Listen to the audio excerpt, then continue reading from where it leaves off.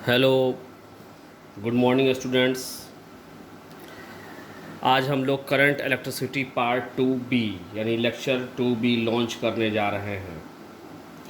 और इसके पहले हम लोग चर्चा कर चुके हैं drift velocity, relation between current and drift velocity, Ohm's law की कैसे उत्पत्ति हुई, ओम्स लॉ कहाँ से आया यानी V बराबर IR कैसे आया एग्जिस्टेंस में, ये भी हम लोगों ने चर्चा कर लिया है। यहाँ पे मैंने कुछ फॉर्मूलेज लिखे हुए हैं जो पहले मैं पढ़ा चुका हूँ। R बराबर रो L बाई ए, जहाँ रो इक्वस टू रेसिस्टिविटी और उस रो का फॉर्मूला है 2m upon n e square tau. ये रेसिस्टिविटी का फॉर्मूला होता है, जहाँ m बराबर मास ऑफ इलेक्ट्रॉन। ध्यान दीजिएगा, ये रो में जो m है वो मास ऑफ मटेरियल नहीं है, वो m है मास ऑफ इलेक्ट्रॉन। और n है नंबर ऑफ चार्ज। फिर से मैं लिख दे रहा हूँ, नंबर ऑफ चार्ज या फ्री चार्ज, एक ही बात है, चार्ज कैरियर्स पर यूनिट वॉल्यूम। और टाउ जो है वो है relaxation time,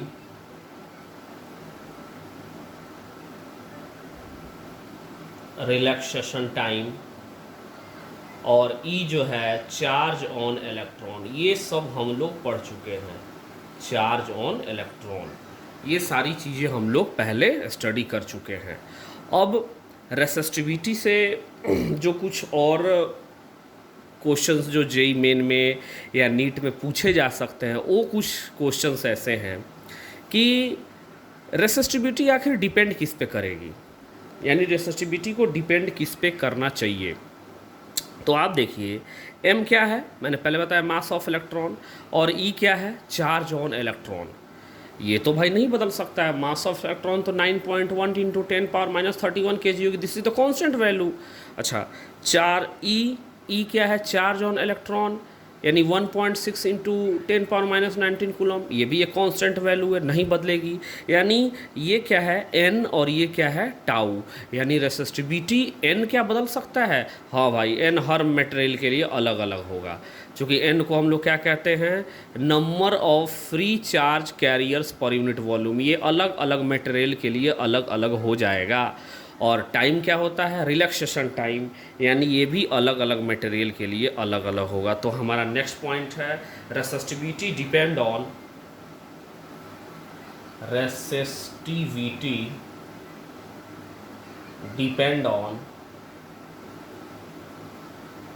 N and tau. ये सवाल जेई मेन में पूछा गया है, सीबीएसई बोर्ड में तो कई बार पूछा गया ये सवाल कि रेसिस्टिविटी किस पे डिपेंड करती है।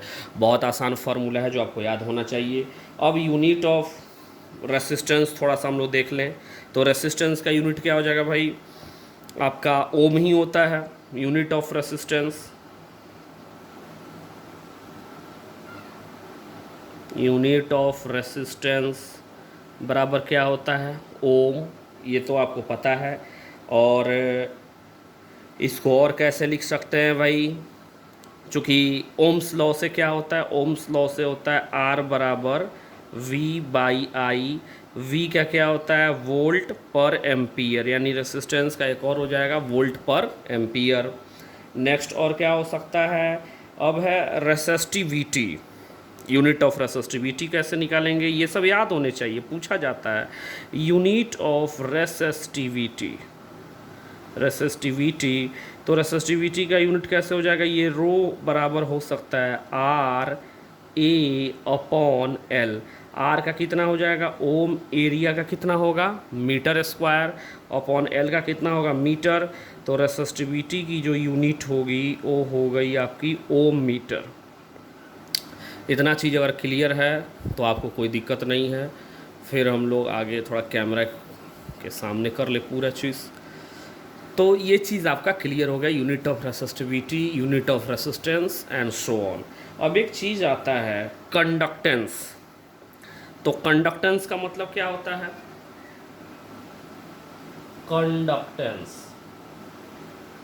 कंडक्टेंस किससे रिलेटेड है भाई, कंडक्टिविटी से।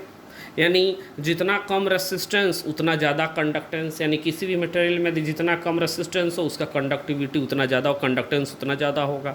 यानी सीधा सीधा यूँ मतलब कहें कि अगर कंडक्टर है तो उसकी कंडक्टेंस होनी चाहिए, और नॉन कंडक्टर की कंडक्टेंस कितनी होगी भाई? बिल्कुल जीरो होगी, क्योंकि नॉन कंडक्टेंस की रेसिस्टिविटी कितनी होती है? इनफाइनाइट। तो 1/r क्या हो जाएगा? 1/इनफाइनाइट यानी जीरो। तो कंडक्टेंस रेसिस्टेंस का इन्वर्सली प्रोपोर्शनल होता है, यानी ये हो जाएगा 1/r। कंडक्टेंस बराबर 1/r। ये सब छोटे छोटे चीज़ें जो आपको आने चाहिए। उसी तरह से इसका अब यूनिट क्या हो जाएगा? यूनिट ऑफ कंडक्टेंस पूछा जाता है। चूँकि आप लोग 9th 10th में पहले से 9th वगैरह में पढ़े हुए हैं, 10th में कंडक्टेंस, इंडक्टेंस, रेसिस्टिविटी, इंडक्टिविटी, कंडक्टिविटी, ये सब आपको पहले से पता होने चाहिए। बस मैं थोड़ा थोड़ा ब्रीफ कर दूं। तो इसका हो जाएगा 1, और ये कितना होता है? ओम। तो इसको हम लोग बोलते हैं महो, और लिखते भी हैं उल्टा, ये हो जाएगा महो। यानी यूनिट ऑफ कंडक्टेंस क्या होता है? महो होता है। इसमें कहीं कोई आपको दिक्कत नहीं हो चाहिए। यूनिट ऑफ कंडक्टेंस मतलब महो। अब ये है कंडक्टिविटी, चूँकि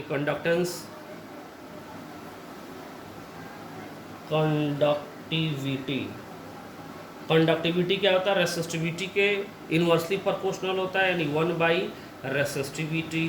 तो यूनिट ऑफ कंडक्टिविटी कितना हो जाएगा? कंडक्टिविटी कितना हो जाएगा भाई?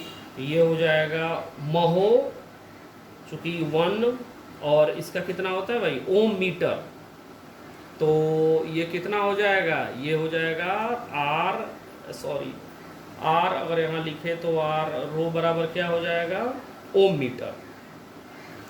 ओम मीटर। तो फिर ये 1/ओम क्या हो जाएगा? अभी आपने देखा 1/ओम क्या हो जाएगा? महो पर मीटर, या 1/ओम पर मीटर नहीं है, या महो पर मीटर। ये होता है आपका यूनिट ऑफ कंडक्टिविटी। याद रहना चाहिए ये सारी चीज़ें आपको हमेशा। नेक्स्ट हम लोग लेक्चर करते हैं। अब नेक्स्ट पैराग्राफ पे आते हैं। इतनी चीज़ें याद होनी चाहिए। 1/कंडक्टेंस, कंडक्टेंस क्या होता है? 1/r, और कंडक्टिविटी क्या होता है? 1/ρ। ये सारी चीज़ें आपको पता होनी चाहिए। इनके यूनिट भी आपको वैसे ही याद होने चाहिए, बिल्कुल।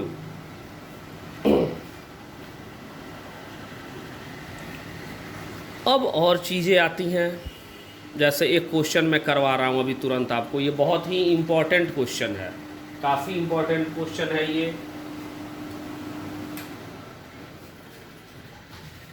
ये क्वेश्चन लगभग आपको सभी किताब में, सभी बुक्स में मिल जाएंगे, और इसको मैं करा रहा हूँ भाई।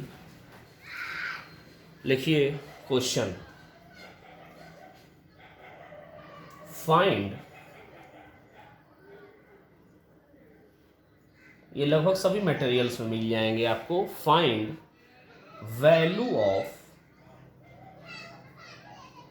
Resistance.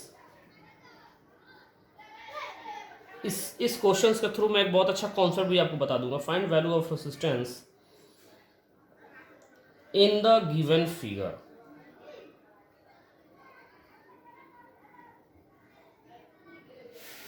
In the given figure, ये क्वेश्चन है। Find the value of resistance in the given figure. Question क्या है? देखिए आपके सामने मैं क्वेश्चन लिख रहा हूँ। मान लीजिए कि ये क्यूबॉइड है,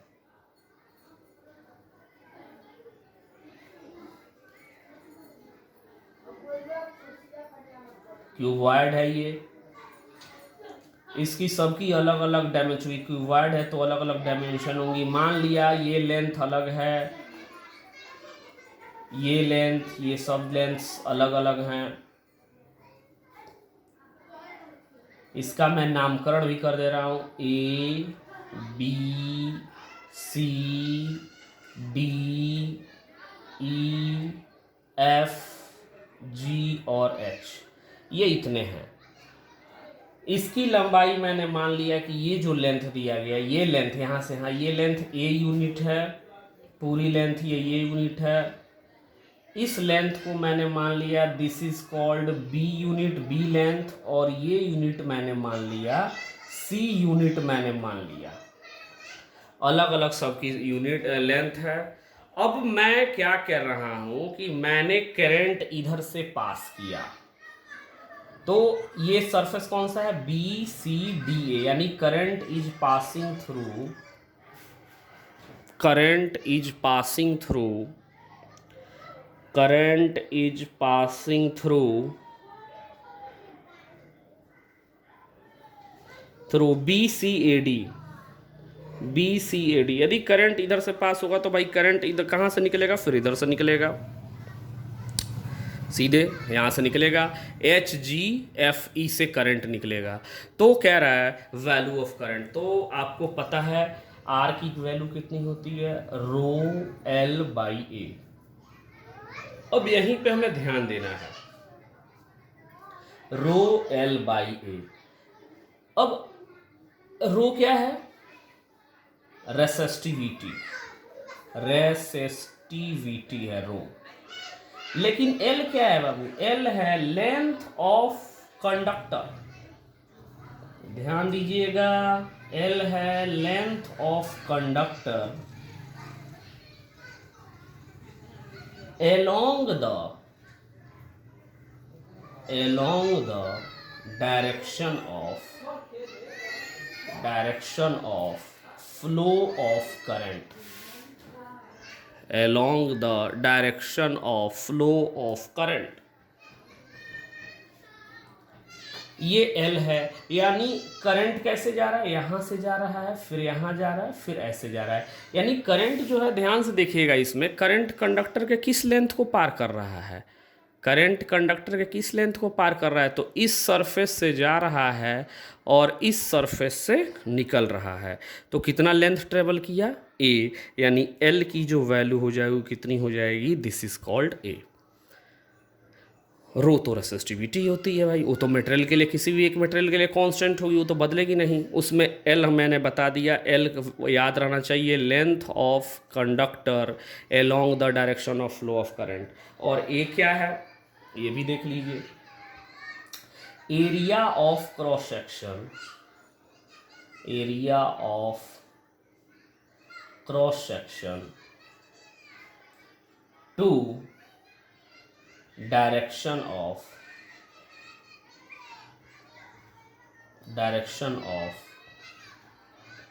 फ्लो ऑफ करंट।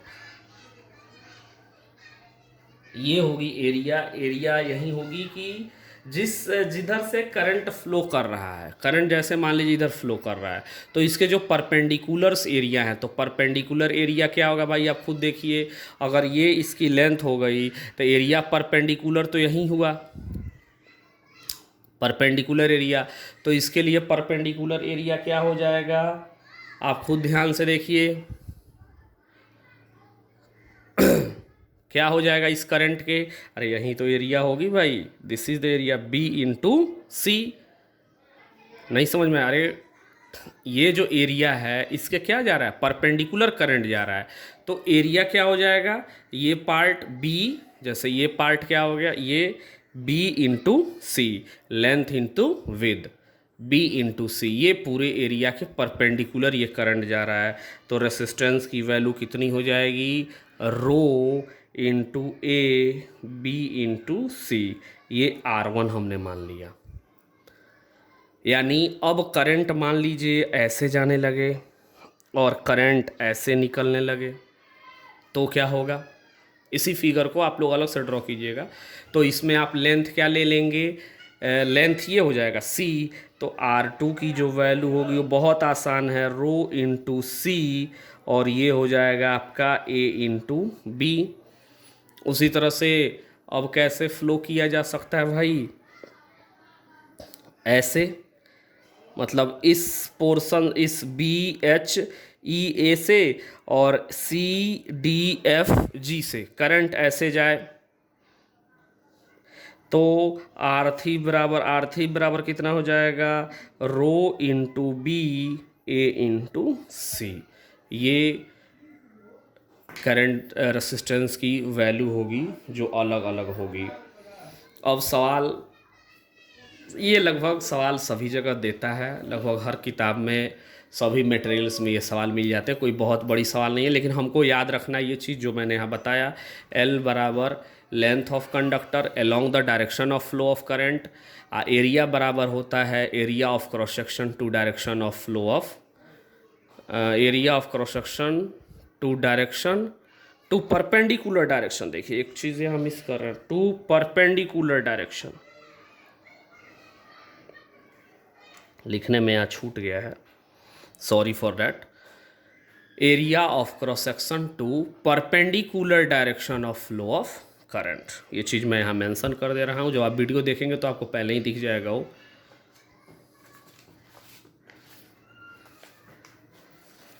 अब कुछ और टर्म्स हम लोग देखते हैं, क्योंकि आज रेसिस्टेंस पे ही हम लोग ज़्यादा चर्चा कर रहे हैं।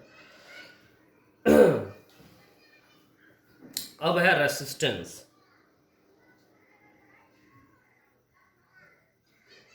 रेसिस्टेंस सवाल आता है, ये रेसिस्टेंस किन किन चीज़ों पे डिपेंड करता है, इस पे हम लोग देखते हैं। तो पहला चीज़ है इट डिपेंड्स ऑन मटेरियल, लिखिए it depends on material, it depends on material, यानी अलग अलग मटेरियल का रेसिस्टेंस अलग अलग होगा, इट डिपेंड ऑन मटेरियल। दूसरा हो जाएगा it depend on dimension, it depend on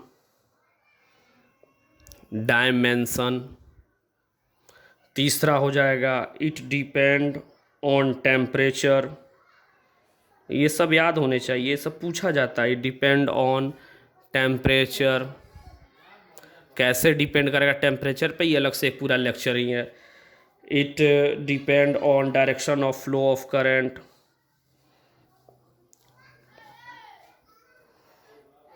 it depend on direction of flow of current. इन सारे चीज़ों पे रेसिस्टेंस आपका क्या है, ये डिपेंड करता है, ये याद होनी चाहिए। Depends on material, depend on dimension, depend on temperature, depend on direction of flow of current. जबकि रेसिस्टिविटी किस पे डिपेंड करती है, ये भी आपको याद होने चाहिए, पूछा जाता है। रेसिस्टिविटी किस पे डिपेंड करती है, ये depend on material and temperature only, it depend on material and temperature only, ये सिर्फ मटेरियल और टेम्परेचर पे ही डिपेंड करता है और किसी चीज़ पे ये डिपेंड नहीं करता है, रेसिस्टिविटी की यदि बात की जाए तो। अब हम लोग इस सेक्शन को क्लियरिफाई करते हैं, चूँकि मटेरियल तो अलग अलग हुआ तो मटेरियल पे तो डिपेंड करेगी, तो अलग मटेरियल का अलग रेसिस्टेंस।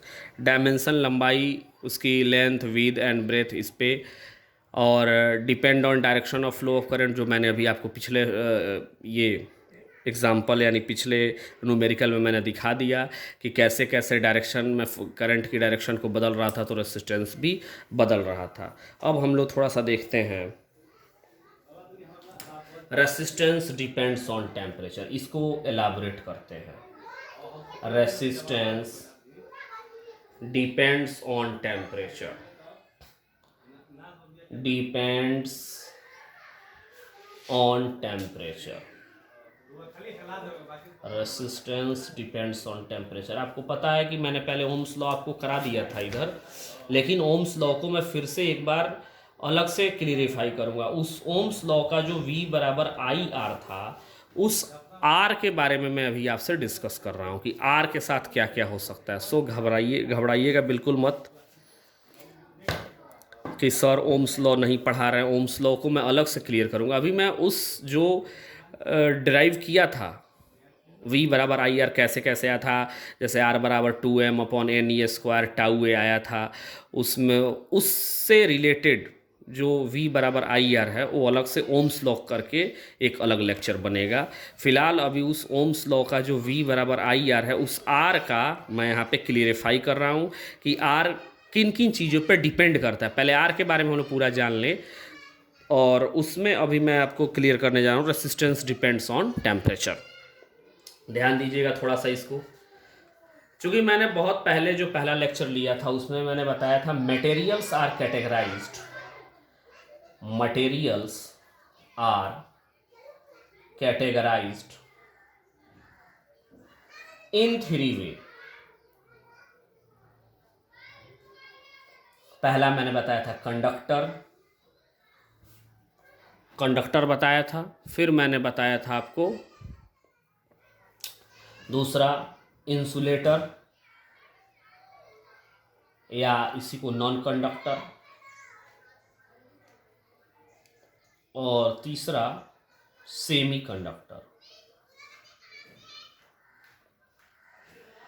ये 3 चीज़ों के बारे में मैंने आपको डिस्कस किया था सबसे पहले कि मटेरियल्स को मैंने 3 कैटेगराइज्ड में डिवाइड किया था। अब जिसमें इंसुलेटर यानी नॉन कंडक्टर का तो कोई बात ही नहीं हम लोग करेंगे भाई, क्योंकि उसमें तो फ्री इलेक्ट्रॉन है ही नहीं। तो जब फ्री इलेक्ट्रॉन है नहीं तो उसकी रेसिस्टिविटी बहुत हाई है, और वो रेसिस्टिविटी टेम्परेचर के साथ फिर क्या डिपेंड करेगी, कुछ नहीं कर सकती है। फिर उसका वो कोई सिग्निफिकेंस ही नहीं, उसका कोई फिजिकल सिग्निफिकेंस है ही नहीं। हमारे लिए बस 2 ही बच गए, एक बच गया कंडक्टर, यहाँ पे मैं लिख रहा हूँ ये हुआ कंडक्टर, और ये हुआ सेमी कंडक्टर। सेमी कंडक्टर, ये 2 चीजें हैं। दोनों में रेसिस्टेंस होंगे, इसमें भी रेसिस्टेंस होगा, इसमें रेसिस्टेंस तो भाई बहुत ज़्यादा मतलब हाई रेसिस्टेंस होता है, तो इसकी बात ही नहीं करनी है हमें सिर्फ कंडक्टर और सेमी कंडक्टर 2 की बातें करनी है। अब मैं क्या मान लिया कि मैंने टेम्परेचर इसमें भी बढ़ा दिया और मैंने टेम्परेचर इसमें भी बढ़ा दिया, यानी मैंने पहले टेम्परेचर बढ़ा दिया पहले। अब मैं देख रहा हूँ कि क्या क्या इसमें हो सकता है, तो फिर से मुझे फॉर्मूला लिखना है। यहाँ पे मैं ऊपर में आर का फॉर्मूला लिख दे रहा हूँ, आपको याद होना चाहिए 2m/n e² टाउ L/A ये होता है, और रो बराबर हो जाएगा 2m/n e² टाउ। ये रेसिस्टिविटी की फॉर्मूला आपका हो जाएगा ये। ठीक है भाई, इतना हम लोग कर लिए। अब देखते हैं कि कंडक्टर में टेम्परेचर बढ़ा रहे हैं तो क्या हो रहा है, और सेमी कंडक्टर में टेम्परेचर बढ़ा रहे हैं तो क्या हो रहा है। तो उसके लिए हमें जरूरी है यहाँ m बराबर यहाँ क्या होगा भाई, मास ऑफ इलेक्ट्रॉन। क्या टेम्परेचर बढ़ाने से मास ऑफ इलेक्ट्रॉन में कोई चेंज होगा, तो लिखेंगे नो चेंज, कोई चेंज नहीं होता भाई। यहां भी बराबर वही होगा, mass of electron no change, क्योंकि मास ऑफ इलेक्ट्रॉन में कोई चेंज होगा ही नहीं, नो चेंज। नेक्स्ट है, दिख रहा है, हाँ अच्छे से तो पूरा दिख रहा है। नेक्स्ट है आपकी वैल्यू n। इसमें n क्या होता है, number of free charge carriers, मतलब free charge per unit volume, यहां भी होगा वही number of free charge per unit volume. तो n, चूंकि कंडक्टर में तो भाई पहले ही से बहुत से फ्री इलेक्ट्रॉन होते हैं, तो उसमें तो कोई चेंज उसमें भी नहीं होगा, नो चेंज होगा, यानी यहाँ भी नो चेंज। कंडक्टर में नो चेंज, चूंकि पहले से फ्री इलेक्ट्रॉन्स बहुत ज़्यादा हैं। लेकिन सेमी कंडक्टर में क्या हो जाएगा, चेंज, और चेंज क्या हो जाएगा, बढ़ जाएगा, इंक्रीज, ये इंक्रीज कर जाएगा। नेक्स्ट E, एक टर्म और है E, ये तो चार्ज ऑन इलेक्ट्रॉन होता है, ये भी नो चेंज। E इसमें भी नो चेंज, नहीं बदलेगा। नेक्स्ट क्या होता है आपका, M हो गया, N हो गया, E हो गया, टाउ। टाउ क्या हो गया भाई, जैसे टेम्परेचर इसमें बढ़ाएंगे तो टाइम होता है मतलब रिलैक्सेशन टाइम, यानी time taken two successive collision, यानी 2 लगातार कोलिजन के बीच का जो समय होता है उससे टाउ। तो इसमें टाउ क्या हो जाएगा, इसमें ऑब्वियसली आपका टाउ जो है वो पहले ज़्यादा होता था, यानी जब टेम्परेचर नहीं बढ़ाए थे तो टाउ ज़्यादा था। अब टेम्परेचर बढ़ा दिए तो ये टाउ बेचारा इसमें घट जाएगा, टाउ इसमें भी घट जाएगा, क्योंकि टेम्परेचर बढ़ाने से इलेक्ट्रॉन में टक्कर यानी कोलिजन की जो टाइम होगी वो घट जाएगी, यानी टाउ दोनों में घटेगा। तो मैं जितनी चीज़ें घट रही है बढ़ रही है वो सब मैं यहाँ लिख चुका हूँ। ये बिल्कुल आप नोट्स में ऐसे ही लिखेंगे, किस में चेंज हो रहा है किस में चेंज नहीं हो रहा, सब चीज़ मैं बताते जा रहा हूँ कौन सा क्या है। टाउ ये हो गया।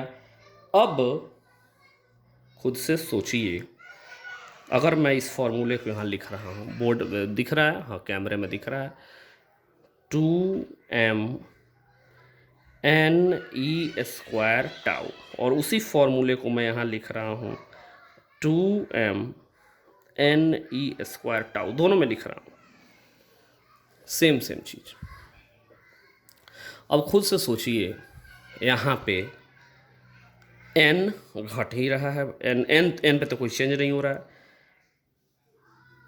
टाउ क्या हो जा रहा है, ऑन टाउ घट जा रहा है भाई, दिख रहा होगा आपको टाउ, हाँ बिल्कुल आपके बोर्ड में भी दिख रहा है, टाउ घट जा रहा है।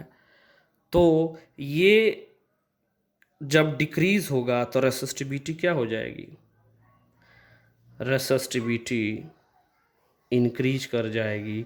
जब रेसिस्टिविटी इंक्रीज कर जाएगी तो रेसिस्टेंस भी क्या होगा, इंक्रीज कर जाएगा। इसमें क्या है, टाउ तो घट रहा है, एम और ई पे कोई चेंज नहीं, लेकिन इसमें एन क्या हो रहा है, बढ़ रहा है। तो ऑन प्रैक्टिकल हम लोग देखते हैं सेमीकंडक्टर में कि जब एन बढ़ रहा है और ये घट रहा है तो डोमिनेंट ये चार्ज कैरियर्स डोमिनेंट हो जाते हैं और इसकी वैल्यू पे कोई ज़्यादा खास असर नहीं पड़ती। ये बिल्कुल प्रैक्टिकल है और प्रैक्टिकल ही इसको हम समझ सकते हैं। बट फिर यहाँ हम लोग याद भी रख सकते हैं कि ये चीज़ बढ़ रही है तो ये एन फैक्टर जो है डोमिनेंट कर जाता है, यानी सेमीकंडक्टर में याद रखिएगा जो एन फैक्टर होगा, एन फैक्टर डोमिनेंट कर जाता है। और जैसे ही एन बढ़ गया तो रेसिस्टिविटी क्या हो जाएगी, घट जाएगी, और रेसिस्टेंस क्या होगा, घट जाएगा। तो हमें याद रहना चाहिए कि जब हम टेम्परेचर इंक्रीज, मैं यहाँ लिख रहा हूँ फिर से, when we increase the temperature,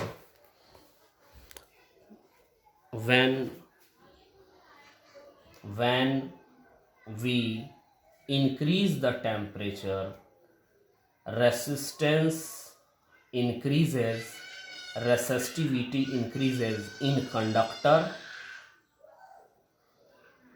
while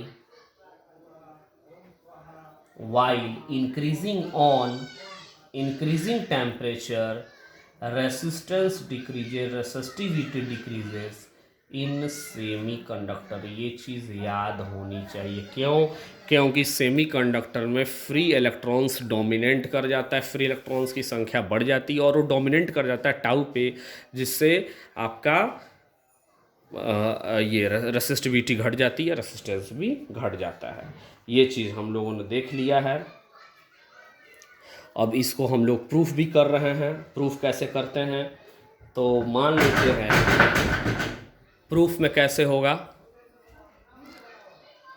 resistivity decrease कर गई और रेसिस्टेंस भी डिक्रीज़ कर गया, इसको हम लोग प्रूफ करते हैं।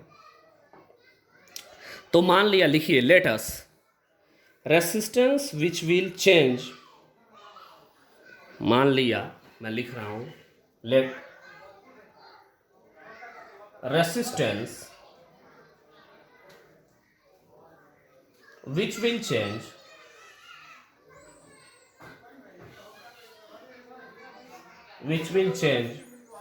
after increasing the temperature, that is a small temperature। मान लीजिए बहुत छोटा टेम्परेचर के लिए है, a small temperature। तो for a small temperature,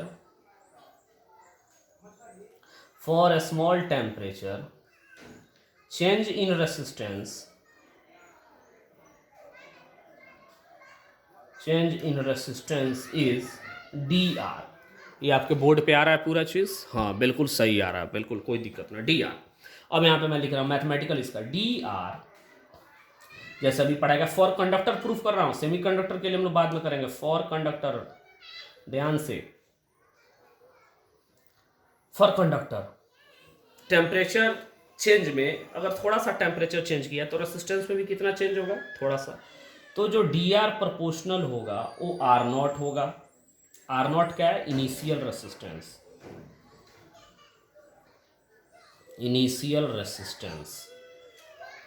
और ये जो डी आर होगा अभी मैंने बताया टेम्परेचर के क्या होगा, चूंकि टेम्परेचर बढ़ाया था आपने तो रेसिस्टेंस क्या हुई थी, बढ़ गई थी, कंडक्टर में याद रखिएगा। तो जो ये स्मॉल चेंज इन रेसिस्टेंस होगा जो प्रोपोर्शनल होगा डी टी, यानी चेंज इन टेम्परेचर के, change in temperature. On combining, इसको मैंने इक्वेशन फर्स्ट मान लिया, इसको मैंने इक्वेशन सेकंड मान लिया। On combining equation first and second, d R बराबर क्या हो जाएगा, d R is directly proportional to R naught d T. Equation number third, किसी भी चीज़ में जब प्रोपोर्शनलिटी कांस्टेंट हटती है तो एक इक्वल और एक कोफिशिएंट का साइन आता है, तो equal into coefficient R naught d T. अब ये प्रोपोर्शनल था, दिस इज द प्रोपोर्शनल, ये भी प्रोपोर्शनल है, लेकिन ये अल्फा है, coefficient of, coefficient of thermal resistance. एक होता है थर्मल एक्सपेंशन, वहाँ भी अल्फा लेते हैं, यहाँ पे हम लोग कोफिशिएंट ऑफ थर्मल रेसिस्टेंस लेंगे। तो डी आर बराबर अल्फा बराबर आ चुका है, आपके बोर्ड पे दिख रहा है, कोफिशिएंट ऑफ थर्मल एक्सपेंशन। अब इसको इंटीग्रेट करना पड़ेगा, ऑन इंटीग्रेटिंग, ऑन इंटीग्रेटिंग ये क्या हो जाएगा, डी आर, ये मान लेते हैं आर नॉट चूंकि इनिशियल था और आर फाइनल है हमारा, ये हो जाएगा alpha R naught d T, ये हो जाएगा आपका T initial to T final. तो हम देख ले रहे हैं यहाँ से आर माइनस आर नॉट होगा, बोर्ड पे आ रहा है आपके, बिल्कुल हाँ आ रहा है, अल्फा आर नॉट और ये हो गया integration d T. R naught को मैं इधर ले जा रहा हूँ तो ये हो जाएगा R naught plus R naught alpha d T, और ये ऑन इंटीग्रेशन ही है अभी। तो यहाँ से आर की जो वैल्यू हो जाएगी, आर नॉट यदि हम कॉमन कर ले 1 plus alpha delta T, alpha delta T. ये तब होगा जब हमें लिखना पड़ेगा इफ़, ये तभी आएगा इफ़ अल्फा बराबर कांस्टेंट, अल्फा बराबर कांस्टेंट, यानी अल्फ़ा भी वेरी कर सकता है। अब अल्फ़ा कैसे वेरी करेगा, इस पे क्वेश्चंस थोड़े एडवांस लेवल के हैं, तो जब हम लोग आफ्टर लॉकडाउन बाद मिलेंगे तो उस पर हम लोग ज़्यादा चर्चा करेंगे और उस पर अच्छे अच्छे क्वेश्चंस करेंगे, क्योंकि ऑनलाइन ये चीज़ थोड़े से फील नहीं आ पाएगी वो चीज़, इसलिए मैं इस अल्फ़ा बराबर सीधा अल्फ़ा को कांस्टेंट कर रहा हूँ, क्योंकि एनसीईआरटी में इसी पे सवाल हैं, या 99% जो सवाल होंगे वो अल्फ़ा बराबर कांस्टेंट पे ही होंगे। 1% जो एडवांस लेवल के क्वेश्चन बनेंगे उसमें अल्फ़ा को भी वेरी करता है, यानी अल्फ़ा को भी दे सकता है 80 प्लस BT स्क्वायर, या 80 प्लस हाफ टी स्क्वायर, या 80 प्लस BT क्यू, ऐसे कुछ भी दे सकता है। अल्फ़ा बराबर जैसे देख लीजिए यहाँ पे अल्फ़ा बराबर रख सकता है 80 प्लस BT क्यू, तो यहाँ अल्फ़ा टेम्परेचर के साथ वेरी करने लगा। तो ये सब जो क्वेश्चंस होंगे ये सब थोड़े से हम लोग एडवांस लेवल का जो अलग तरह से अलग करेंगे। फिलहाल एनसीईआरटी के जो लगातार 4 सवाल हैं, लगातार 4 1 2 3 4, 1 को छोड़कर 2 3 4 5 वो इसी पे बनेंगे। Delta T temperature difference, temperature difference, या यूँ कहें final temperature minus initial temperature, ये चीज़ें आपकी यहाँ तक क्लियर हो चुकी हैं। अब हम लोग आगे बढ़ रहे हैं, इसमें थोड़ा सा आगे देख लें एक लेक्चर और कंप्लीट कर ले हम लोग कुछ। हाँ, एक चीज़ और यहाँ पे मैं बता दूँ आपको, ये जो अल्फ़ा है थोड़ा सा ध्यान दीजिएगा। अल्फ़ा बराबर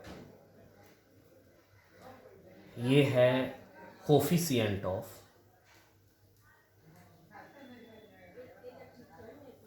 थर्मल रेसिस्टेंस। याद रखने के लिए ये चीज़ मैं आपको बता दे रहा हूँ। इस अल्फ़ा की वैल्यू होती है पॉजिटिव फॉर कंडक्टर, पॉजिटिव होती है फॉर कंडक्टर, और इस अल्फ़ा की वैल्यू जो होती है वो नेगेटिव होती है for semi conductor, for semi conductor. ये चीज़ थोड़ी सी आपको याद रखनी है। अल्फ़ा बराबर positive for conductor, negative for semi conductor, ये आपको याद रहना चाहिए।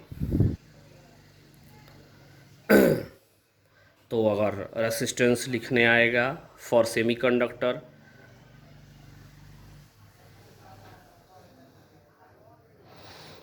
रेसिस्टेंस की वैल्यू कितनी हो जाएगी आप लिख सकते हैं। तो R naught 1 minus alpha delta T, ये रेसिस्टेंस होगी सेमी कंडक्टर के लिए। ये चीज़ें यहाँ होगी। अब कुछ क्वेश्चंस हम लोग देख ले, जैसे कि एक मटेरियल्स के ही कुछ क्वेश्चंस हैं मेरे पास।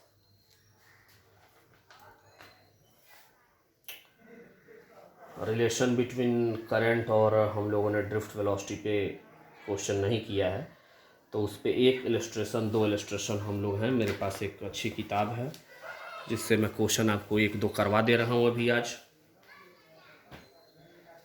कह रहा है ए करंट ऑफ 6.5 एम्पियर, थोड़ा सा देखिएगा।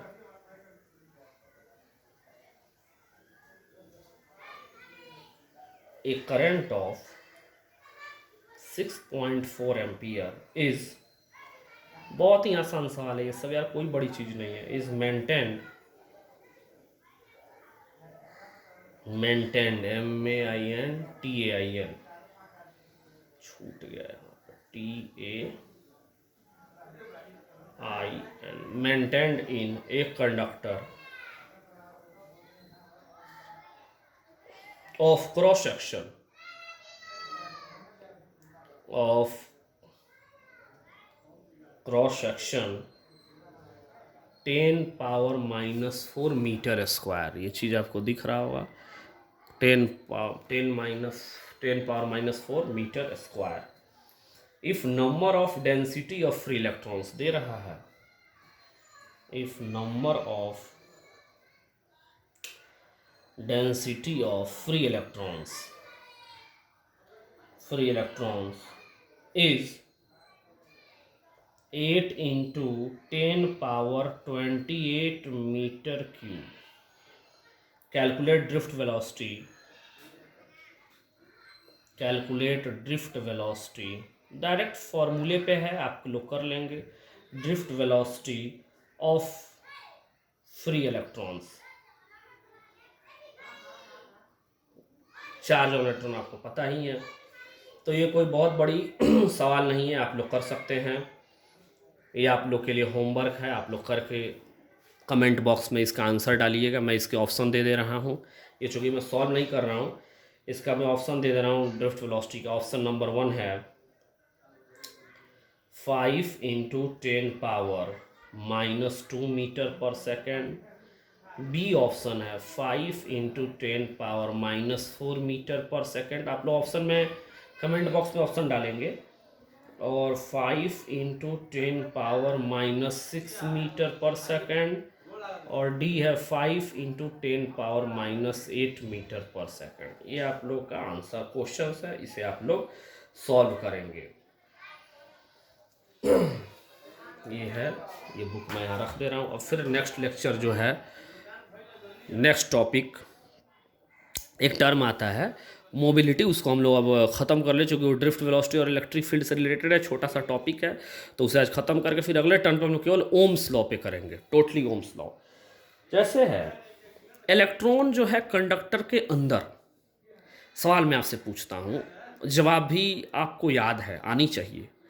कि अगर कोई इलेक्ट्रॉन है वो कंडक्टर के अंदर मूव करता है, वो कैसे मूव करता है? With the help of drift velocity.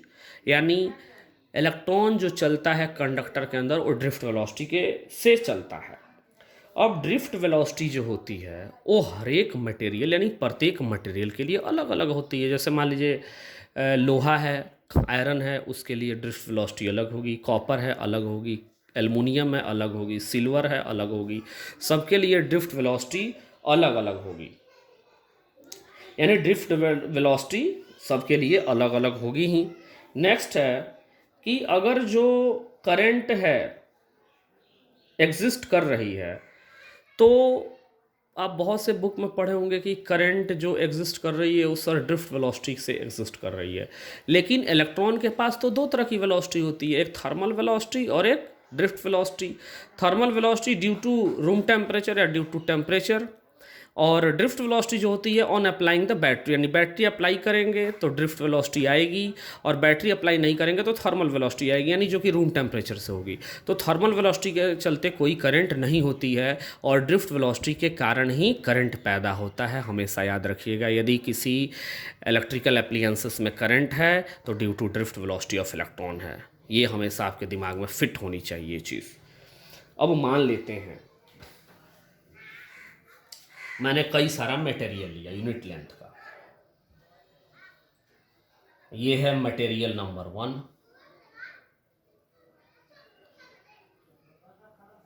ये है मटेरियल 2। सबका मैंने एक कॉमन लिया यूनिट लेंथ, यानी सबकी लंबाई मैंने यूनिट लेंथ ली। यूनिट लेंथ 1 मीटर, यहाँ भी 1 मीटर। और अब मैंने इसको बैटरी से जोड़ा, क्योंकि बैटरी से जोड़ेंगे तभी ड्रिफ्ट वेलोसिटी आएगी। तो मैंने बैटरी जैसे ही लगाया, तो मैंने कल बताया कि जैसे ही बैटरी लगाई इसके अंदर क्या आएगी, हर एक कंडक्टर के अंदर जैसे ही मैं बैटरी लगाऊंगा एक इलेक्ट्रिक फील्ड डोमिनेट करेगी, यानी एक इलेक्ट्रिक फील्ड आएगी। तो मैंने मान लिया कि इस पहले मटेरियल के चलते जो इलेक्ट्रिक फील्ड आई उसकी इलेक्ट्रिक फील्ड आई, तो वेलोसिटी क्या रही होगी? बिल्कुल ड्रिफ्ट वेलोसिटी रही होगी। मटेरियल नंबर 1 है तो इसको मैंने 1 मान लिया, इसको मैंने 1 मान लिया। अब इसका मैं अगर यूनिट लेंथ लूं, यानी इलेक्ट्रिक फील्ड की वैल्यू यदि मैं 1 कर दूं, तो ये कितना आ जाएगा? Vd अपॉन ई, यानी फॉर यूनिट इलेक्ट्रिक फील्ड की वैल्यू कितनी आ जाएगी? Vd अपॉन ई। Vd अपॉन ई आया। उसी तरह से मैंने दूसरा मटेरियल लिया, उसके अंदर इलेक्ट्रिक फील्ड दूसरी होगी, क्योंकि वो मटेरियल अलग है। तो हर मटेरियल के अलग अलग ड्रिफ्ट वेलोसिटी, तो इसकी भी ड्रिफ्ट वेलोसिटी कितनी होगी? 2। अगर इसके यूनिट लेंथ के लिए, यानी unit magnetic field, unit electric field में देखूँ तो कितना आ जाएगा? Vd upon E for 1 for 2। यानी मैं देख क्या रहा हूं कि बैटरी लगाने के बाद इलेक्ट्रिक फील्ड की वैल्यू भी है, Vd की वैल्यू 1 मान लिया इस मटेरियल के लिए। यानी मैंने देखा कि Vd और E का जो रेशियो आ रहा है फॉर यूनिट लेंथ मटेरियल के लिए अलग अलग आ रहा है। इसके लिए कुछ अलग आ रहा है, इसके लिए कुछ अलग आ रहा है। तो इस टर्म को हम लोग क्या कहते हैं? यही है mobility. This is called mobility. It is denoted by you. तो सबसे म्यू, सबसे पहले डेफिनेशन लिख लीजिए मोबिलिटी किसे कहते हैं। तो mobility of charge carriers, mobility is mobility of charge carriers in a particular material या मीडियम, पार्टिकुलर मटेरियल और मीडियम इज ड्रिफ्ट वेलोसिटी। क्या होता है? ध्यान से देखिएगा, कुछ नहीं होता है। ड्रिफ्ट वेलोसिटी व्हेन, या drift velocity developed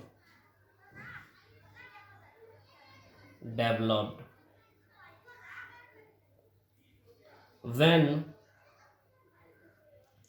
electric field is applied unit, यानी मोबिलिटी कुछ नहीं होता है। मोबिलिटी का मतलब होता है जब हम लोग किसी भी मटेरियल पे यूनिट इलेक्ट्रिक फील्ड अप्लाई करते हैं तो उससे जो ड्रिफ्ट वेलोसिटी डेवलप्ड होती है उससे हम लोग मोबिलिटी कहते हैं। यानी एक लाइन में अगर कोई पूछे मोबिलिटी का मतलब तो सीधे सीधे कह सकते हैं drift velocity developed in a particular medium by applying a unit electric field is called mobility, बस। और it is denoted by mu.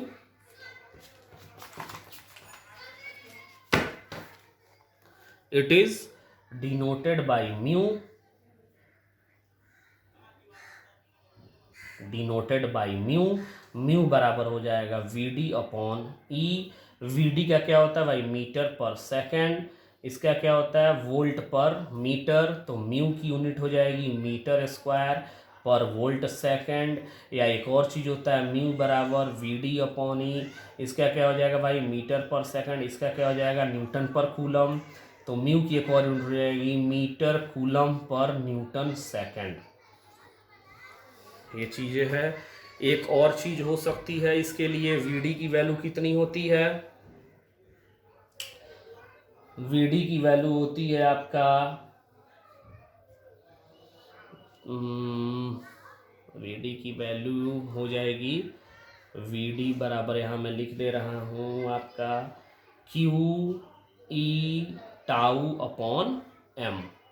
तो यहाँ पर लिख दीजिए QE टाउ अपॉन M। और ये अगर म्यू की वैल्यू मैं इसके टर्म में निकालूं तो QE tau upon M into क्या हो जाएगा, E से E कट जाएगा, Q टाउ अपॉन M। ये भी ड्रिफ्ट मोबिलिटी की फॉर्मूला होगा, यानी मोबिलिटी बराबर VD अपॉन E या Q टाउ अपॉन M। यहाँ पे हम लोग इस लेक्चर को अब क्लोज करते हैं। अगले टर्न पे हम लोग सीखेंगे ओम्स लॉ। अगर इसमें कोई दिक्कत है तो आप लोग कमेंट बॉक्स में कमेंट करके पूछ सकते हैं। थैंक्स।